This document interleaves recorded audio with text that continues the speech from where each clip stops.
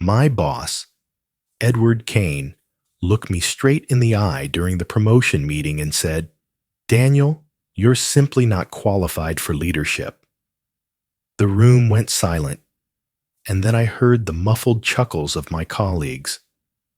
I felt my face burn, but instead of defending myself, I closed my laptop, stood up, and walked out. No anger, no outburst, just a quiet smile that confused them all. That night, as I tucked my son into bed, I whispered a promise. 2 days later, my phone lit up with 82 missed calls, all from Kane himself. The words from Edward Kane still echoed in my head as I sat alone in the office that night. "You're simply not qualified for leadership."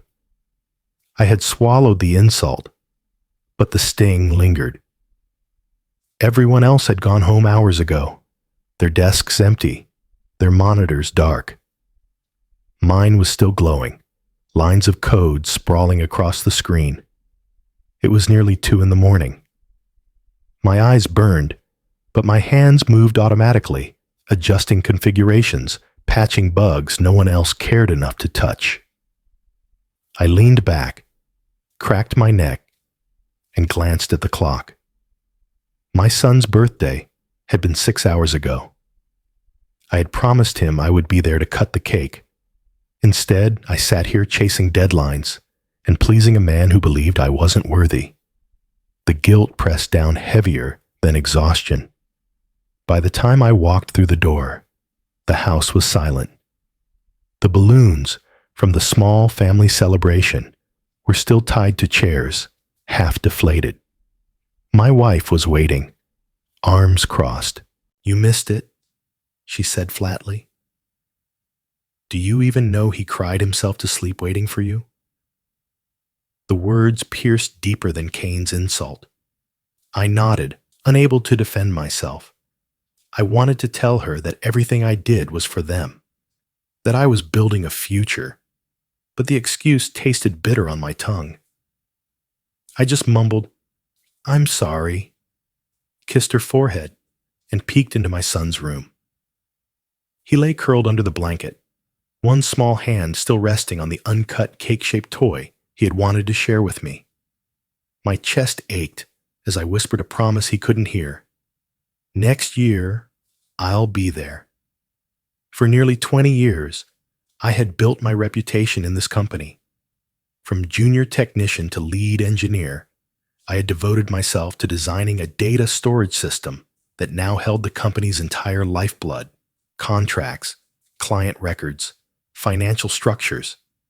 It wasn't just a project, it was my legacy. I had given Kane the tools to expand his empire, and yet he stood in that meeting and called me unqualified. Late one night, as I combed through security logs, I stumbled upon something odd, a vulnerability deep in the architecture, like a hairline crack in glass. Exploited, it could wipe out years of records. My pulse quickened. Reporting it would expose the flaw, but it would also raise questions. How long had it been there? Who was responsible? The answer, of course, was me. I had built the damn system. Admitting it could mean my downfall. I stared at the blinking cursor for minutes, then closed the report without saving. I would fix it myself, quietly, and no one would ever know. Or so I thought. The next morning, I walked into a conference room buzzing with energy. Kane was at the head of the table, flanked by a younger colleague named Martin, a man I had once mentored. As Kane spoke, Martin presented an idea I recognized instantly. My idea. The data compression algorithm I had been refining for months, stripped of context, dressed up with slick graphics. The executives applauded. I felt my stomach twist. I cleared my throat. "That's..." Kane cut me off with a sharp glance. "Martin's been working hard. Let's not interrupt."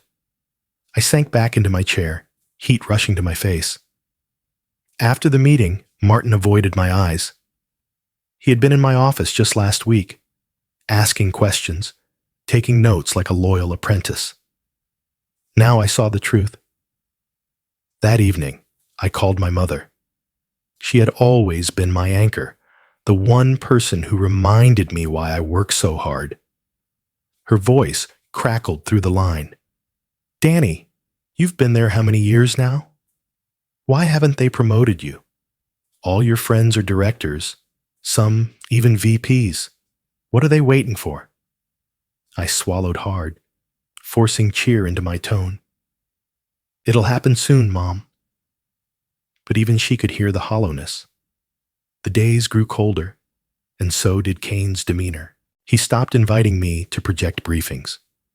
Tasks I once handled exclusively were reassigned.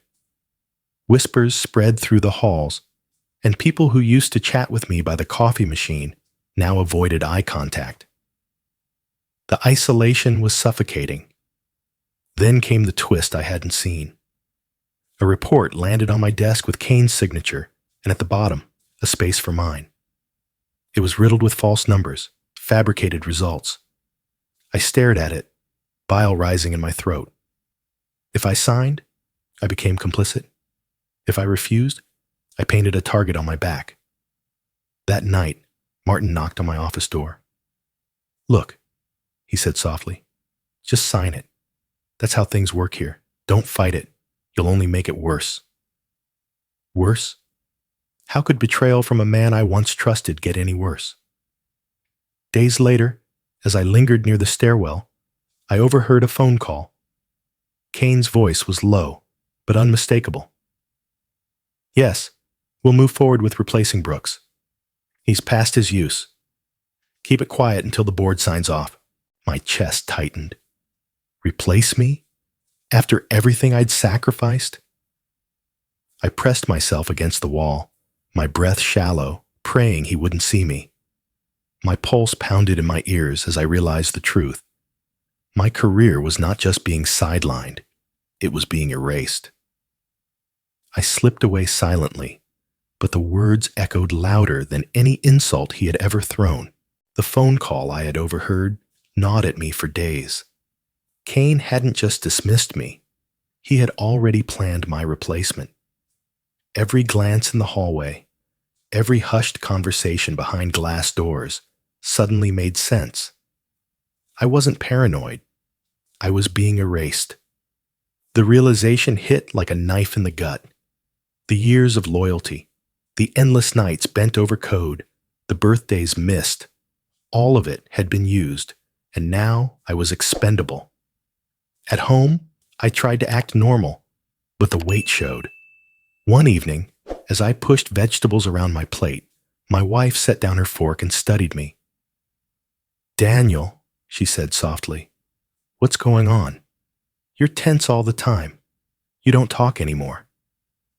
I forced a smile that didn't reach my eyes. "It's just work, pressure, deadlines. You know how it is." She frowned. "I've known you for 20 years.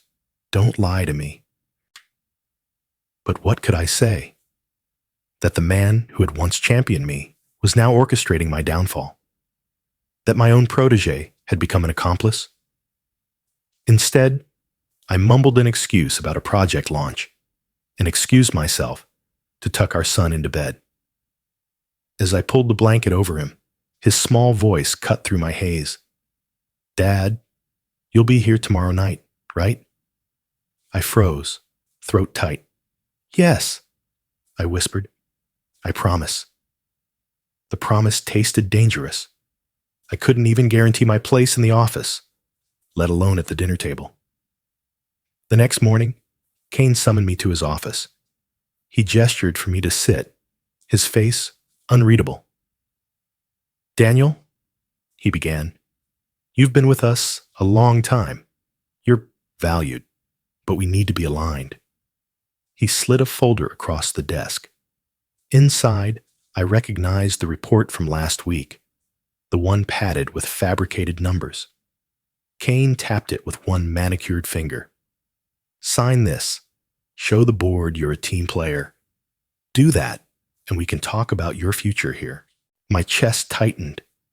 This wasn't just Martin's scheme. It was Kane himself. He wasn't a victim of politics. He was the architect. I can't, I said carefully. He leaned back, a thin smile spreading. Think carefully. Refuse, and you'll find the world outside isn't as welcoming as you think. Sign, and your job is secure. Nobody has to know. The words hung heavy. My loyalty, my integrity, both reduced to a signature on a lie. That night, I sat at my desk long after the building emptied. The silence pressed in. My reflection stared back from the dark window, tired, worn, almost unrecognizable. I opened my notebook and began writing. Not code, but details. Meetings, dates, names, documents, evidence. If Kane wanted me gone, I would not leave empty-handed. Later, at home, I watched my son finish his homework. He looked up at me, frowning. Dad, my teacher says if you do something good, you should keep proof so no one else takes credit. Is that true? His innocence cut me deeper than any insult. I ruffled his hair, forcing a smile. Yes, son, always keep the proof. He nodded seriously, as though I had just handed him a life lesson. He didn't know I was taking my own advice. Over the next weeks, I collected what I could. Expense reports that didn't add up, emails suggesting deals made off the record, patterns hidden in code, commits that pointed to deliberate sabotage. Slowly, I wove a net of quiet truths, each thread a step closer to bringing Kane down. Then, one evening, as I sifted through log files, an encrypted message flashed on my terminal. No sender, no signature, just words. You're not alone. Keep digging. I froze, heart hammering. Who else knew? Who else was fighting this war from the shadows? A ghost ally? Or a trap set by Kane? The uncertainty gnawed at me, but it also fueled me. For the first time in months, I wasn't completely isolated. I doubled down.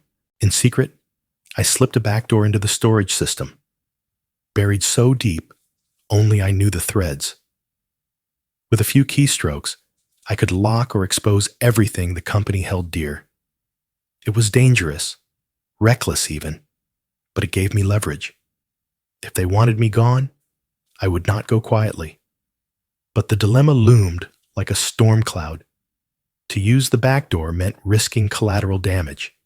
Innocent employees, clients who trusted the system, families who depended on paychecks. Was my justice worth their pain? The thought haunted me every time I kissed my wife goodnight, every time my son asked when I'd be home for dinner. One Thursday afternoon, the tension snapped.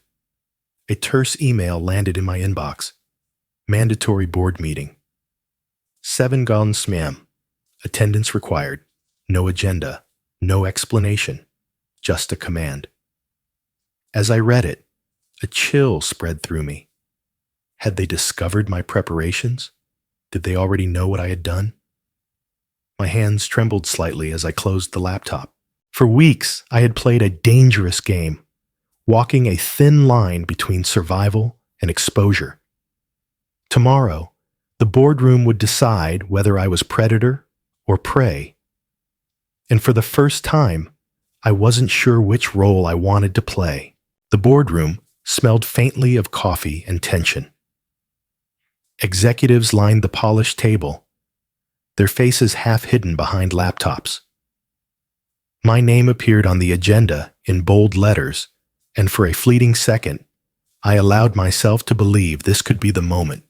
2 decades of loyalty, innovation, and sacrifice, all leading here.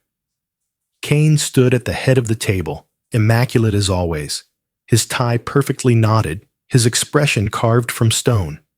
He spoke of growth, vision, the company's future. Then his gaze slid to me, and his voice sharpened like a blade. Daniel, he said, after reviewing your record, the board and I agree. You're simply not ready for leadership. You lack the vision, the authority. The room froze. My ears rang. My pulse quickened. Around me, chairs shifted. Someone coughed to hide a laugh. Another let out a muffled chuckle. The humiliation burned hotter than fire. 20 years. And this was how he framed me. Inadequate.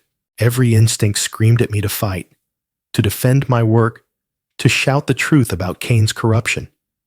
But instead, I did something no one expected. I smiled.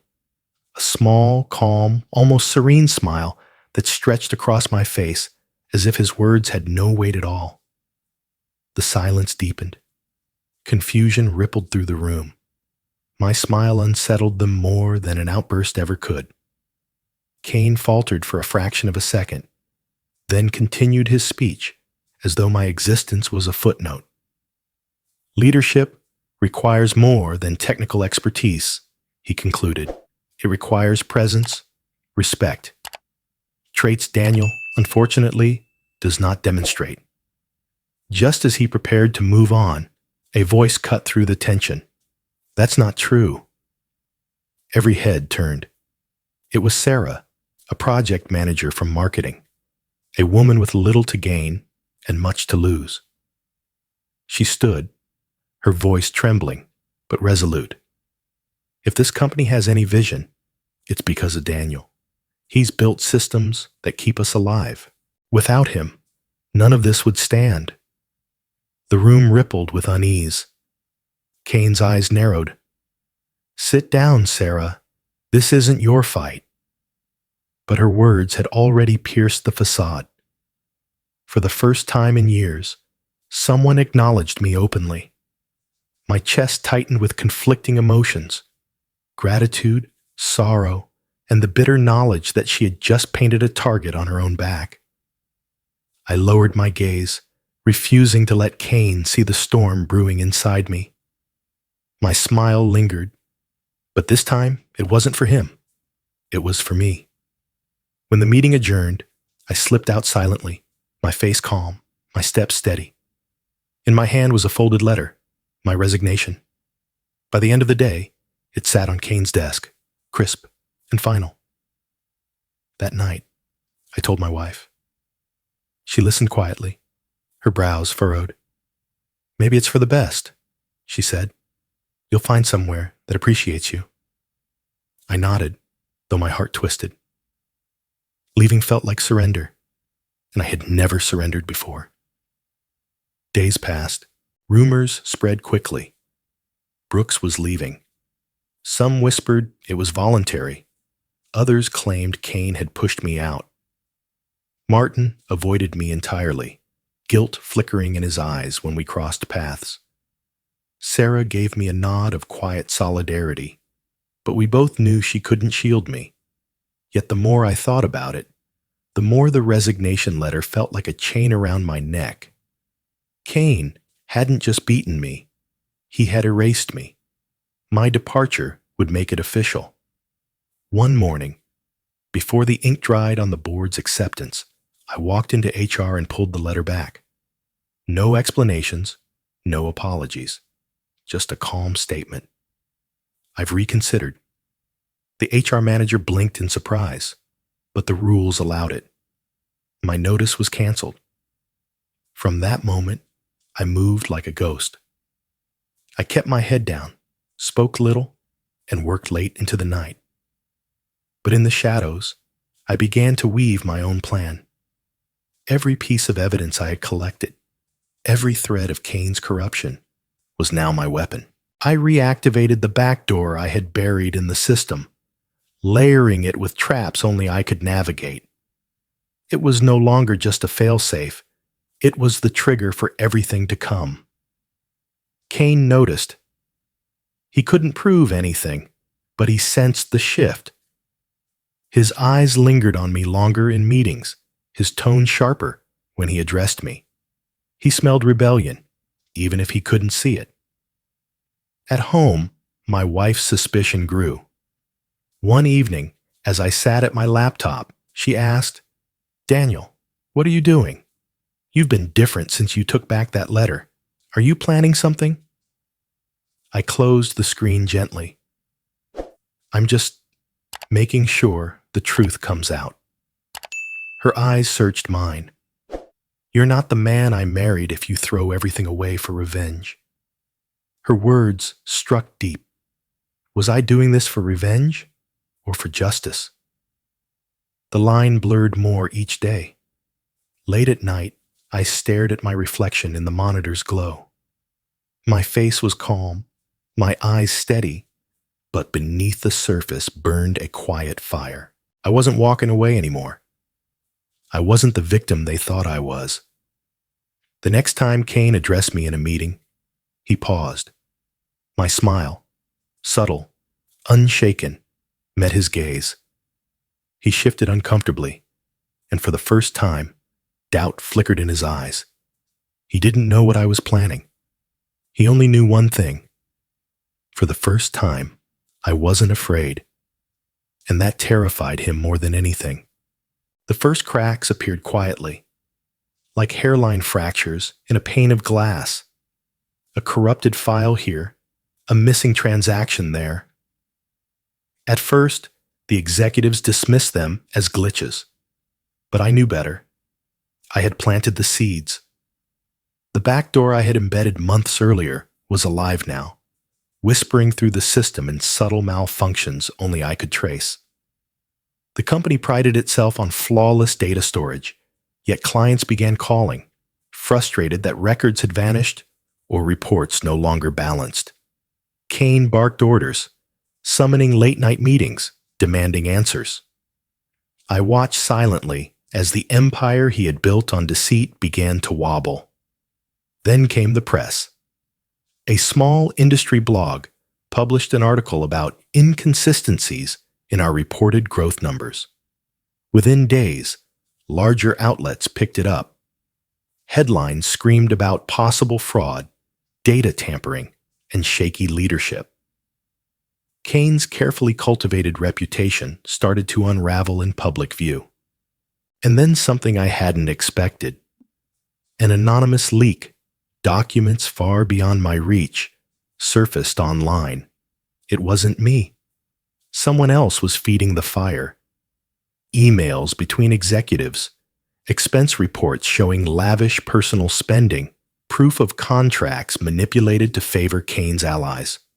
Whoever they were, they wanted Kane to burn as much as I did. One night, as I reviewed system logs, a new message appeared on my screen. No sender, no trace, just 4 words glowing in stark text. You are not alone. I leaned back, my pulse racing. Relief mixed with dread. Was this a true ally, or a trap designed to flush me out? The uncertainty clawed at me, but the effect was undeniable. I no longer felt like a solitary soldier in the dark. Kane, however, was unraveling. His temper flared in meetings. His speeches grew erratic. He barked at Martin, berated Sarah, and snapped at anyone who dared to ask a question. The mask of control was slipping. The breaking point came with the knock on the door. Government investigators. The Economic Crime Division had launched a formal probe into the company's finances. Agents in suits walked through the lobby, past the stunned receptionist demanding records. Whispers turned into panic. For the first time in years, Kane didn't look invincible. He looked cornered. The following weeks were chaos. Senior managers resigned quietly, citing family reasons. Others jumped ship to competitors. The hallways, once buzzing with corporate pride, now hummed with fear and resentment. The cafeteria emptied. Conversations died when I entered a room. Everyone suspected everyone else. At home, the tension bled into my family. One evening, as I tucked my son in, he looked up with wide eyes. Dad, people at school said your company's in trouble.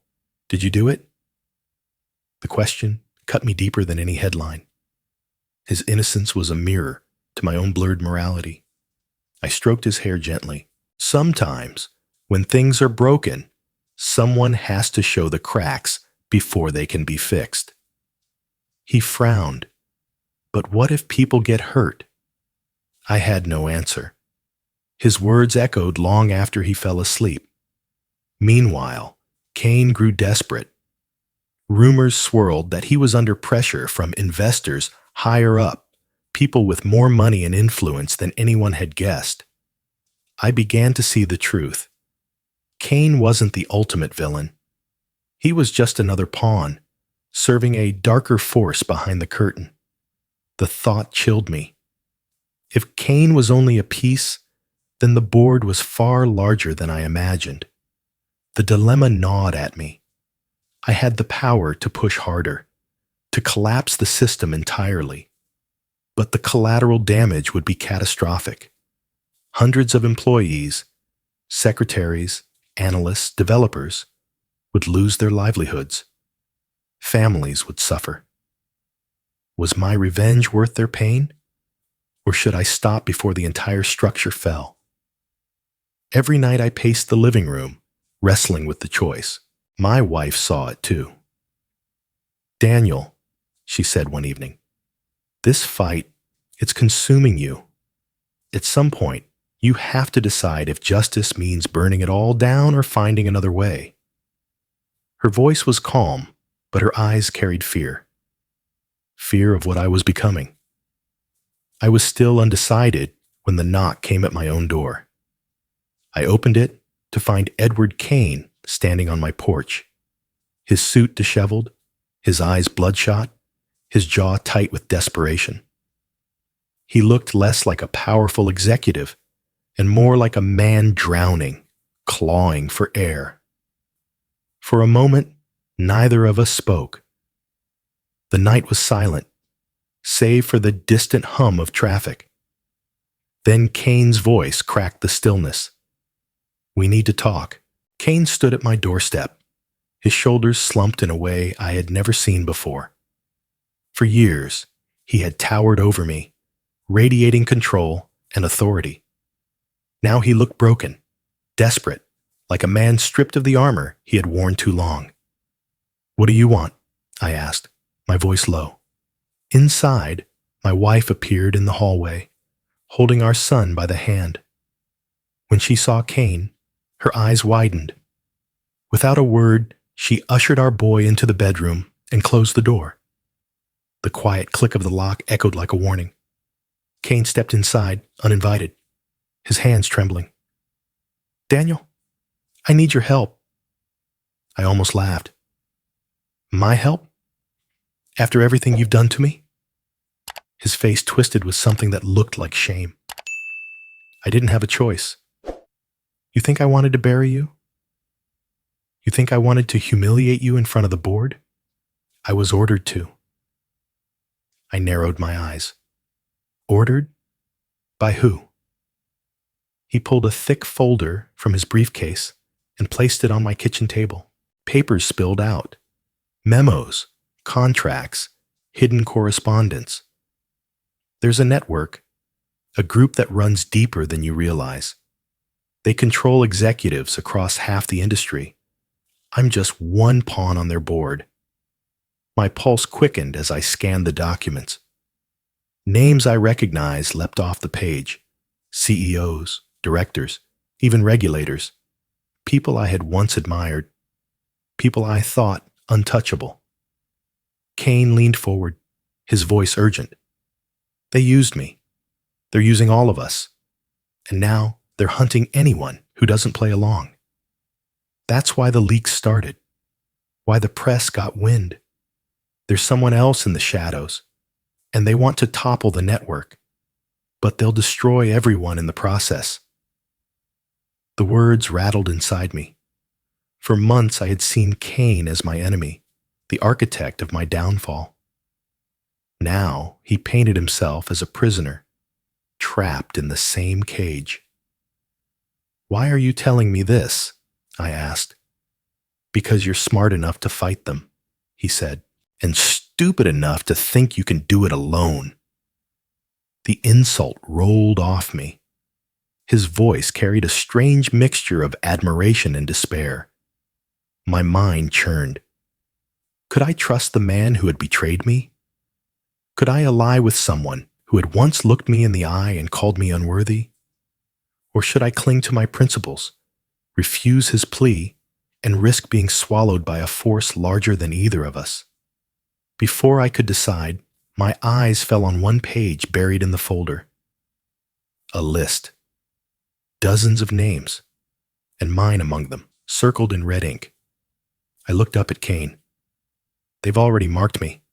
He nodded grimly. Yes, and they won't stop until you're gone. The air in the room thickened. My wife peeked out from the bedroom door, her face pale, her eyes demanding answers I couldn't give. I opened the folder again, and what I saw made my stomach twist. This wasn't just corruption. It was systemic rot, woven into the very foundation of the industry I had devoted my life to. The truth was bigger, darker, more terrifying than I ever imagined. And it was too late to walk away. The following days were a blur of paranoia and revelation. I dug deeper into the documents Kane had left, cross-checking them against my own evidence. The puzzle pieces fit too perfectly. The leaks in the press, the financial inconsistencies, even the anonymous message, "You are not alone." It was all part of a larger resistance. One evening, while I worked, my phone buzzed with a call from an unknown number. I almost ignored it, but something compelled me to answer. A voice, distorted, spoke. "We know what you've seen. You're not the only one fighting, but you'll have to choose. Join us, or risk being silenced." The line went dead. I sat in the dark, phone still pressed to my ear, heart racing. Not alone. There was a network, not of oppressors, but of survivors. People like me, scattered across companies, gathering proof, waiting for the right moment. The next weekend, I visited my mother. She was frail now, her voice thin but still sharp. As I poured her tea, she looked at me with a tired smile. "You've been carrying a weight, Danny," she whispered. "Your father, he saw things too, but he never had the courage to act. Don't make the same mistake. Do what he couldn't." Her words sank deep, anchoring me in a legacy I didn't want, but could no longer deny. The decision loomed heavy. Should I expose everything, burn the entire structure to ash, knowing innocent people would be caught in the flames?